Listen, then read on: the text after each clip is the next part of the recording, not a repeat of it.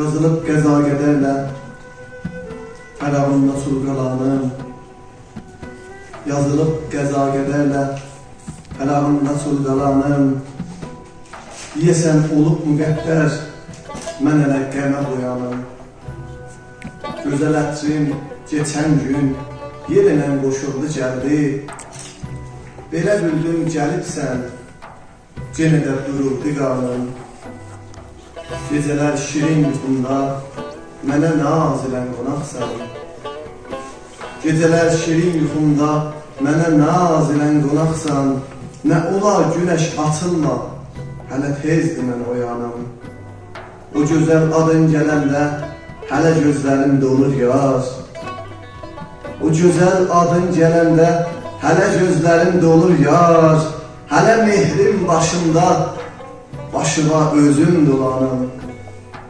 Sən ilə qucaqlaşardım, sən ilə mən ağlaşardım. Hamısı yadımdadır yar, çürüdü bu qəmli canım.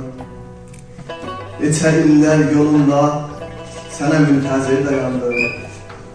Neçə illər yolunda sənə müntəzir dayandım. Gün olar ki topraq atda sənə müntəzir dayanım.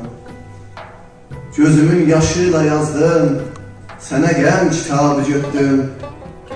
Ki sənə deyəm gəlimdir, qəmi ağladır bəyanım. Nə yanalı sözlər ilə sözümü başa yetirdim. Nə yanalı sözlər ilə sözümü başa yetirdim. Eşidib bülə ağatdı başımı qəm ilə hanım. Elə sancı qan yaxıtlar danışanı bil dodaqda. Hələ dil qala yerində dodağın alardı canım. Sevirəm səni ürəkdən, utanıb deyəmədim mən. Sevirəm səni ürəkdən, utanıb deyəmədim mən. İki kəlmiyə ilahi, qalıb aciz bəyanım. Səni mən görən zamandan daha məzhəbim nəçildi. Səni mən görən zamandan daha məzhəbim nəçildi. Gözün oldu qibləgahım, sözün oldu eşq əzanım. Ayağın qoyan o yerdən gözəlim təyəmmüm etdim.